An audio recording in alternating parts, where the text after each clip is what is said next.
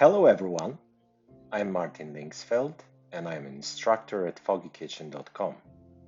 In this first lesson of this course, we will embark on an exciting journey into OCI DevOps service with Terraform. Together, we will explore how to create an empty DevOps project and integrate essential services like logging and notification. As a DevOps professional, you understand the importance of efficient collaboration and streamlined process.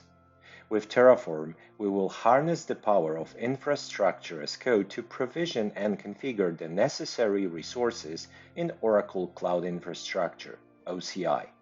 By the end of this lesson, you will have a solid foundation for further lessons in this course. Throughout this course, we will guide you through each step, ensuring a hands-on learning experience. We will cover the creation of IAM policies and dynamic groups to ensure secure access control within your DevOps project. By the end of this lesson, you will be ready to dive deeper into automating deployments and leveraging advanced features of OCI DevOps service. So let's get started and lay the groundwork for your successful journey into OCI DevOps service with Terraform. Get ready to elevate your skill and become proficient in building robust DevOps workflow in Oracle Cloud Infrastructure. Welcome to the course, and let's begin this exciting adventure together. This is topology diagram of our first lesson. It is extremely simplified, meaning we have one OCI region, and within that region, we will create DevOps project. Here on the left, you can see container registry, but it won't be used at the moment.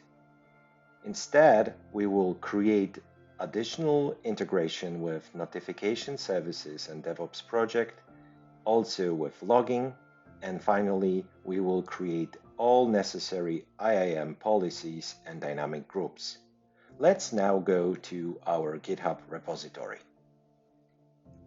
I am now in github.com inside repository, which is responsible for building the elements of our infrastructure. And let me go directly to the lesson number 1. So in lesson number 1, we will find few files which are essential. Let's start with the compartment.tf.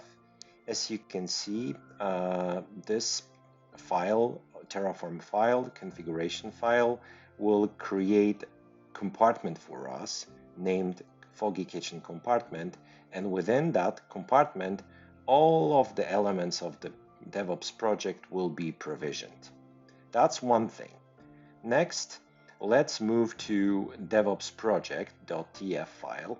As you can see, first resource is here, and this resource will create elements in a compartment which I have highlighted, and this DevOps project will be then associated with some OCI ONS notification topic. If we scroll down to the very end, we will see additional resource. So that interpolation will create right connection between DevOps project resource and notification services. Okay, that's one thing. Additionally, we have logging log group, which is created by this resource. And within that logging group, we will create OCI logging log resource. And this log will be associated through the source of the configuration with our project. That means our project producing logs will send them directly to the logging service, and we will be able to see log entries. Here is also additional element of the configuration. It's a retention duration defined by this variable. If we go upstairs and we switch to variables.tf, we can see that for now we have 30 days of retention for our logs of DevOps service project. Okay, that's one thing, but also important thing is here, IAM.tf. This is a definition of a dynamic group which has a matching rule covering all of the resources which are in type of DevOps deploy pipeline, DevOps build pipeline, DevOps repository, and DevOps connection, and ultimately DevOps trigger. All of those resources will be covered by this dynamic group. And then this dynamic group is covered by two IAM policies resources, each one on a different level. As you can see, the first one will be nested in our Foggy Kitchen compartment. And what exactly this policy will do? It will, through the statement, it will allow dynamic group, which is here, so this dynamic group for all of the DevOps services, to do many things. For example, manage all of the resources in this Foggy Kitchen compartment, use ONS topics, use ADM knowledge bases, use DevOps family, manage ADM vulnerabilities audits, use subnets, use Linux and network security groups, plus CA bundles. All of those statements are required by documentation. Here is additional IAM policy, which is built on a tenancy level. And this is my kind of a shortcut, because the truth is my vault is defined in slightly different locations. So I have given probably too wide access to my tenancy, and probably in your tenancy it will be better to create vault in a Foggy Kitchen compartment, but this is very specific to my configuration. That is mostly all, and I believe now we can try to deploy the first lesson in our tenancy.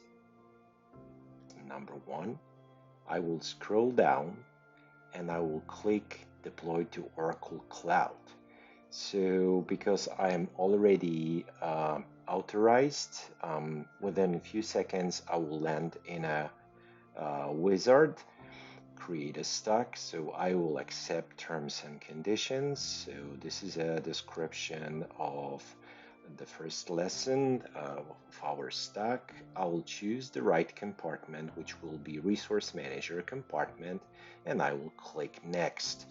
Here is very simplified form to be fulfilled. So the compartment for creating Foggy Kitchen compartment will be Resource Manager compartment, and I will choose default value for DevOps project logging configuration retention in days, so 30 days. Okay, let me click Next and let me create, and within a second or two, the job for creating the infrastructure will be started.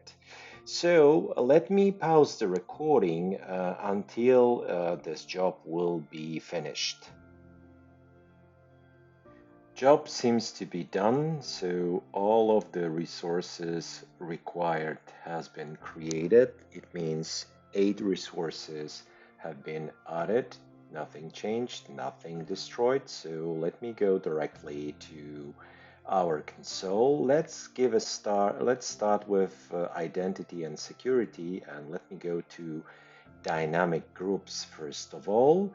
And after a second, we should see dynamic group, which is representing all of the services inside DevOps suite. So exactly, this is a definition, matching rule, right? DevOps deploy pipeline, DevOps build pipeline, DevOps repository, DevOps connection, and DevOps trigger. That is dynamic group. Let me go directly to policies. And inside the policies on the Foggy Kitchen compartment level, we will have statements allowing this dynamic group to do all of those things I have defined previously. Also, we have a policy here on the root compartment level, which is specific to my secret family, and immediately I will explain it why it is required. So inside identity, we have a vault, and this vault is defined in a slightly different location in a Foggy Kitchen compartment directly under root compartment. And here is my vault, right? And here you will find secrets necessary in further lessons for accessing, GitHub personal access token, and also authorization for OCI registry. So this particular vault, as I can told you, is in a Foggy Kitchen compartment under root, but all other our elements of the infrastructure are here in the Foggy Kitchen compartment under Resource Manager compartment. But here I don't have vaults, so of course that's why I have introduced this additional policy. Okay, that's one thing.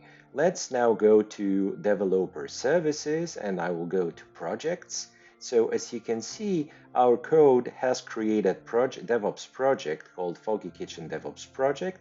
Let me jump inside.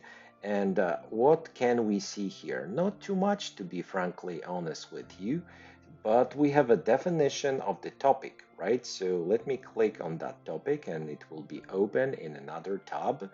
So this is our notification topic. And of course, later on, we can create some sort of a subscription to send emails, Slack messages, or SMS messages when anything will happen within our DevOps project. This is just the empty placeholder for future configuration. Oh, that's not one thing. Now, additional thing which is here is a logging capability. Logs are enabled for DevOps logs, and as you can see here, we have a group. So let me jump into the group, and inside this group, we'll have a log which is named Foggy Kitchen DevOps Project Log. As you can see, at the moment, this log is just empty. Nothing is here, but it is ready to be populated by logs coming directly from our future DevOps project. And that is all. So now we can return back to our stack and we can just destroy it because all of those elements were a part of our lesson number 1, which is not necessary. And after a few minutes, we should expect all of the elements to be destroyed by Resource Manager. That concludes the first lesson of the course, and I'm happy to see you again in the next lecture. See you soon.